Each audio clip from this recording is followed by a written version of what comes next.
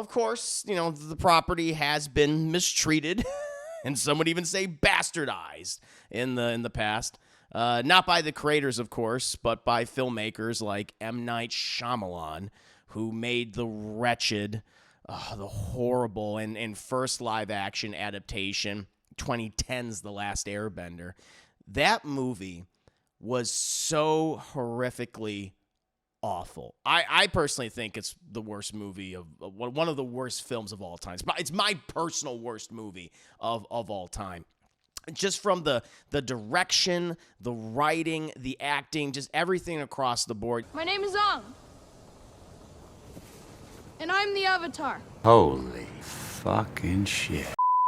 I want to make this very clear at the top. I'm a huge fan of the animated series Avatar: The Last Airbender. I remember when the first episode debuted all the way back in 2005. I grew up watching that show for years. I fell in love with the characters, the story, and just the world of Avatar created by Michael DiMartino and Brian Konietzko. Taking influences from American and Asian animation, Asian cultures. They just created this epic, this perfect epic, fantasy epic in my mind that is not only one of the best cartoons of all time, but one of the best shows of all time. I truly believe that. I was so happy I watched it at a relatively young age and have come to appreciate it even more now that I'm older, years older, 20 years older when I first started watching the show. Of course, the property has been mistreated, and some would even say bastardized in the past. Not by the creators, of course, but by filmmakers like M. Night Shyamalan, who made the wretched, the horrible, and first live-action adaptation, 2010's The Last Airbender. That movie was so horrifically awful. I personally think it's the worst movie of one of the worst films of all time. It's my personal worst movie of all time. Just from the direction, the writing, the acting, just everything across the board. My name is Ong, and I'm the Avatar. Holy fucking shit. Like, M. Night did so much damage to the brand that it changed its trajectory in terms of Avatar projects, the creators that DiMartino, Konietzko wanted to make for over a decade. And only now, in recent years, has the property started to recover and was also, thankfully reintroduced to new generations thanks to being featured on a variety of streaming services like Netflix and Paramount Plus. We have thankfully now we have a whole division at Paramount with DiMartino and Konietzko in charge of making just a variety of new animated projects. I can't wait for those, by the way. But around this time, it was announced that Netflix was working on their own live-action adaptation of Avatar: The Last Airbender. I had very mixed feelings about that and grew even more worried when DiMartino and Konietzko, who were serving as consultants to a degree on the show, left because they weren't happy with it. That made me very concerned, and a lot of other people concerned. I was not alone in that. And I thought the trailers and teasers kind of looked okay. Sometimes they look good, right? Only a couple days ago, I saw the final trailer. I thought, that's probably the best trailer that they put out, that Netflix put out. But now the show has been released, and I have watched all of it, all 8 episodes. However, before giving you the nitty-gritty details, if you will, let me provide you with a synopsis to the series, the live-action Netflix series. Set in a fantastical ancient world, a young boy known as the Avatar must travel to distant lands with his friends and master the 4 elements in order to stop the Fire Nation from conquering the world.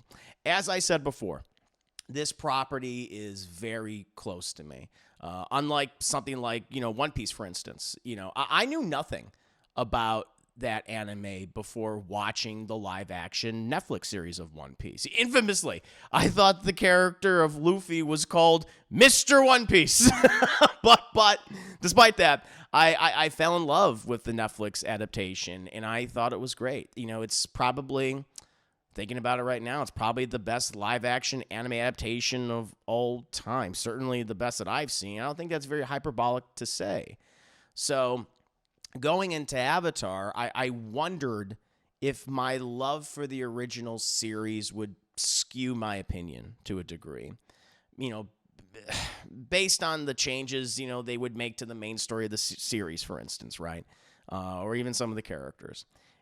And I can safely say that's not too much of a factor at all. No, the reason why I didn't like this show for the most part is because the writing, the world building, and the characters are just so incredibly mediocre and sometimes downright bad. I'm sorry, but, you know, to be perfectly honest, it feels like the makers of this show took the first season of Avatar: The Last Airbender, Book One Water, and took M. Night Shyamalan's awful live-action film, threw them into a blender, turned it on high, and poured it out in front of us to suck up with a straw. Yes, it has a good glob there, and maybe a okay glob there, but for the most part, most of it is bland, gray, and disappointing. Not as bad as it could have been,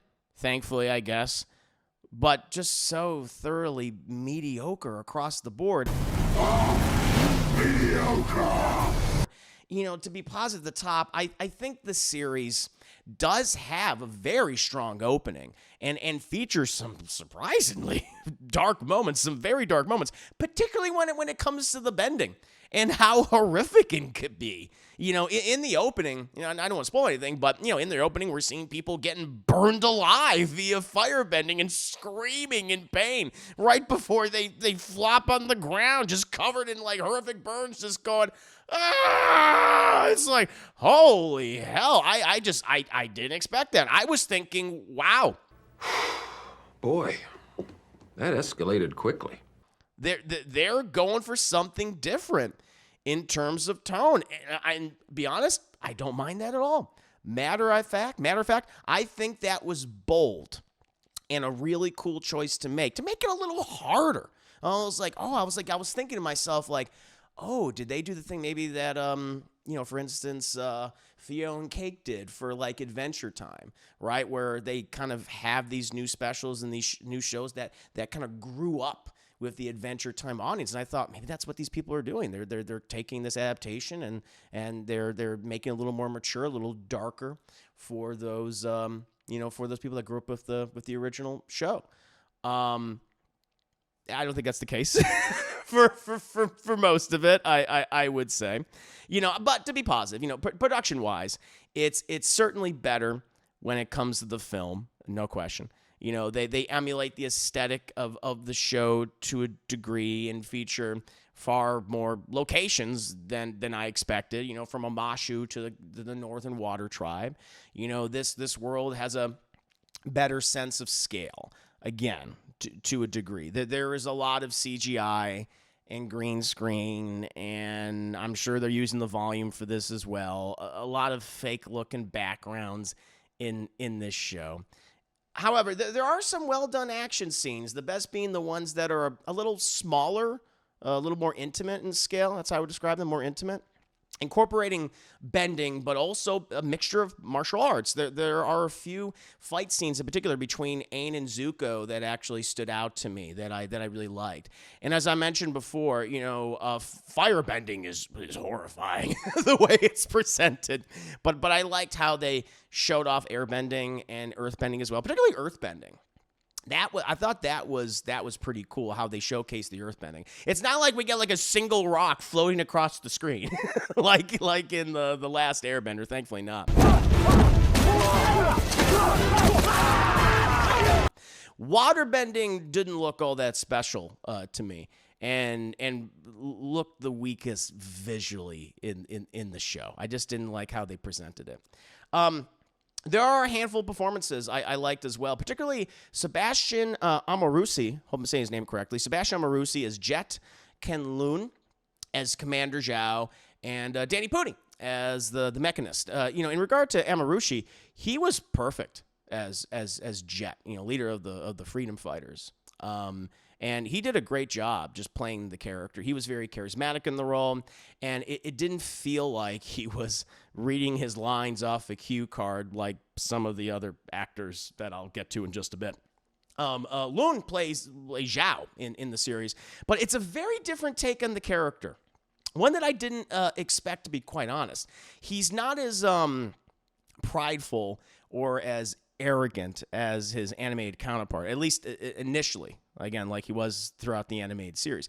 Here, he's far more underhanded, manipulative, and I would almost describe him as weaselly a lot of the time. It's a very different take from, like Jason Isaac's performance. He was the voice of, Commander Zhao in the animated show, but I liked it. I think he did a very good job, and I didn't mind the changes for that, to be quite honest.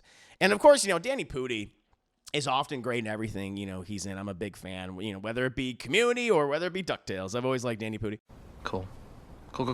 And, we get to spend more time with him as the mechanist, this inventor, this professor.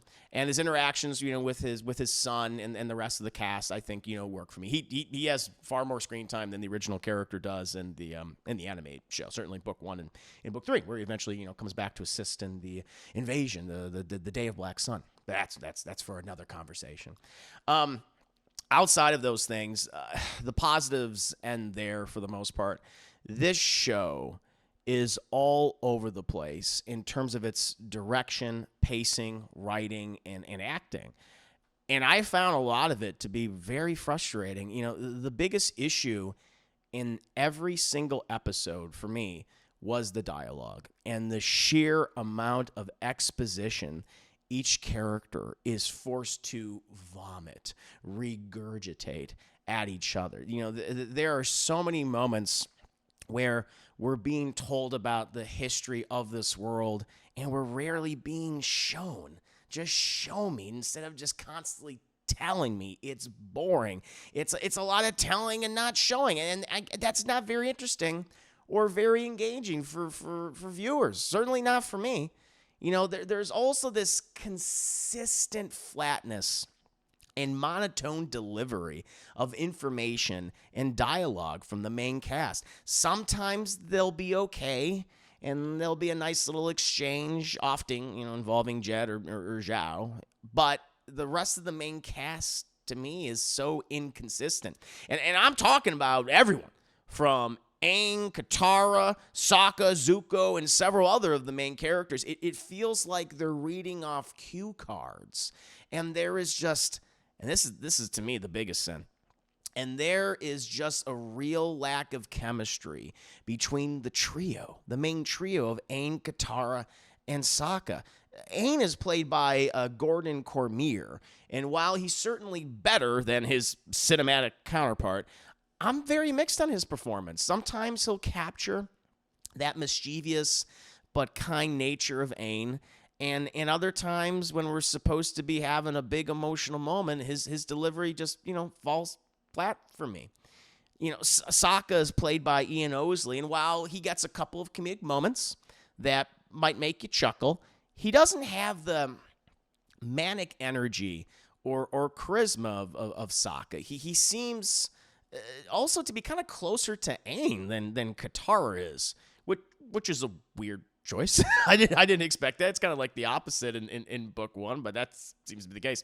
He's not always as flat as Aang, and certainly not as flat as Katara in terms of his dialogue and delivery, but the absence of his character arc, dealing with his sexism in book 1, that is frustrating. And that should not have been removed. They made a huge mistake in doing that because he doesn't exactly have an arc. He's just kind of upset. He's got daddy issues. That's Sokka's thing. He's got daddy issues. Daddy didn't appreciate him. And he's, trying to rectify that in his mind. He found like kind of a new daddy in Danny Pudi. And it's like the Danny Pudi daddy. But I'm just like, yeah, I know this. It's just not a good replacement, in my opinion. Keowantio Tarbell plays Katara. And she aside from one other person, is the weakest character in this show. She has no chemistry with anyone in the cast, and her dialogue and delivery is consistently flat throughout the entire series. None of the passion, none of the maternal instinct of Katara is featured in her performance, not once, which is ridiculous. And it's frustrating for me, especially because Katara is probably my favorite character from the show. I love Katara. She's fantastic. She's great. You know, it's okay. It's totally okay for the character to be motherly. She's supposed to be. She's the glue that keeps the group, the gang, the aim gang, you know, together. But it's just not there. It's been stripped away by the writers and the filmmakers of the show, and there's not a single moment. And this really pissed me off. There's not a single moment of genuine contained chemistry between Aang and Katara in this show either. It's just like, are we going to be building towards that any capacity or no? No, we're not? Okay, great. Zuko and Uncle Iroh, played by Dallas Liu and Paul Sun Huan Lee, are equally mixed in their performances, in my opinion. I never felt the chemistry and closeness that is so essential to that relationship. Again, it doesn't help that so much of their dialogue is just exposition that they repeatedly throw back at each other. You know, the best comedic moments in the series, thankfully, are between the two of them, you know, on occasion when it does happen.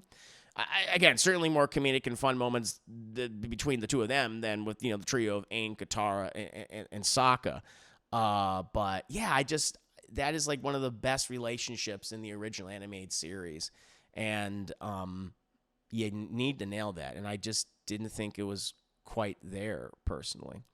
The last person I wanted to highlight is Elizabeth Yu as Princess Azula.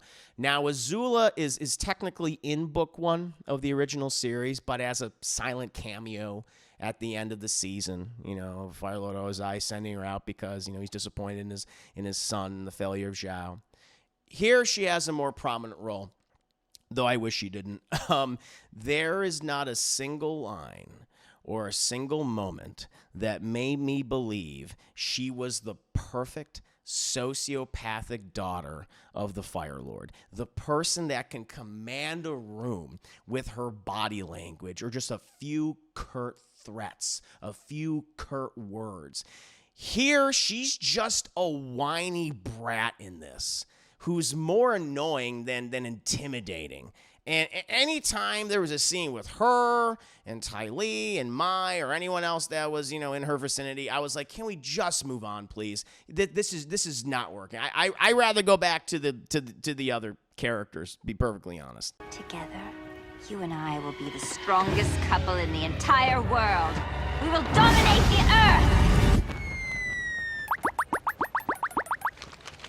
I gotta go. And I think that's the biggest flaw of the show. So many of the characters in this adaptation just don't work. There's a lack of chemistry between people who are meant to be like this passionate makeshift family. The dialogue across the board is so wooden most of the time, and the delivery of that dialogue matches. While perhaps not as bad as the 2010 movie, they definitely share some of the same issues. By the time I got to the last episode, I didn't even want to finish it. I had no real investment in this world at all, despite being at the climactic finale of Book 1, Water. Additionally, this just occurred to me. There's just a lot of like moments where the characters get lucky. They get off really easy. And that to me is just an example of terrible writing. There's just so many moments. Like, for example, this is like in episode 2, I believe, where we see the Warriors of Kyoshi. Suki's in the show, and I didn't even bring her up because I don't really need to. She's they barely do anything with her, anything interesting really. But there's this moment where, you know, Zhao, who again I really like Zhao in this particular adaptation. They do a good job with him. he learns of the existence of the Avatar. He's like, I'm going to go capture the Avatar myself. And he's the one that actually goes to Kyoshi Island first. But for Zuko and Iroh, they don't know where he went. They're like, oh, where did Zhao go? Where did he go? Thought we were going to be involved in this. And then immediately when they say, where did Zhao go? This random character just walks in the scene and says, oh, Commander Zhao? Yeah, he went to Kyoshi Island. He said that he saw a flying bison. Anyway, goodbye. I was like, what the who? Huh? Who the fuck is this guy? Hey, who the fuck are you? Huh? Who the fuck are you? Okay, I like it. All right. And they're like, oh, we better go to Kyoshi Island. I was like, what? It was lazy shit. They're like, listen, we need to somehow get these characters to point A to point B, but we didn't really have the scene where they know that Aang and the gang are in Kyoshi Island. So just write in some fucking merchant. It wasn't even the cabbage merchant, Chad. It was just some fucking schmuck selling dumplings. And just come in here. It's like, oh, yeah, Zhao went that away. And I'm just like, wow. And and then he just exited. It's not like, oh, thank you, sir. Like, you came to the conversation. He's like, yep, that's what I'm here to do. And he just left the scene. I was like, oh, my Lord. I was like, that's what we deal with. There's so many of those types of scenes in this show, and they're terrible. They're awful.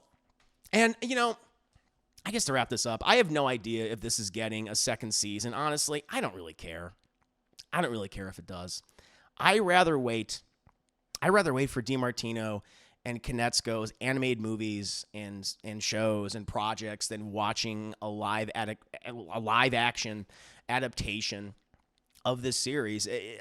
You know, Avatar: The Last Airbender deserves better, and this show does not live up to its incredible legacy. And I don't know why some people feel like in order for a property to be legitimized in the eyes of everyone, like if it's an animated project, for instance, like, well, in order to be taken seriously, it needs to be adapted live action. Like, why? Animation is an incredible medium, and I don't understand why in the West there's still that perspective. That's not how they feel about it in the East. Certainly not how they feel about it in numerous Asian countries. You know, how they feel about anime, like in Japan or South Korea. It's so bizarre that mindset is permeating Western culture. It's just another medium to tell wonderful stories. It's not always about geared towards children. It could be for all ages or for adults. And Avatar it works so well. And I want to see more of this world, but not in this way. Certainly not in this way. It's not working for me. Although, you know, some people might be liking the show for all I know, and more power to you, but I don't. There's some little highlights, some cool moments, but overall, this is a disappointment, and I think it's a disservice to the incredible legacy of one of the greatest animated shows, one of the greatest shows, certainly of my lifetime, Avatar: The Last Airbender. But what about you guys? What did you think of this 8-episode season? Did you like it? Did you dislike it to the degree that I did? Were you more mixed on it? Do you want a season 2? Are you excited for future animated Avatar projects? I mean, please let me know in the comments below, and I'll see you next time.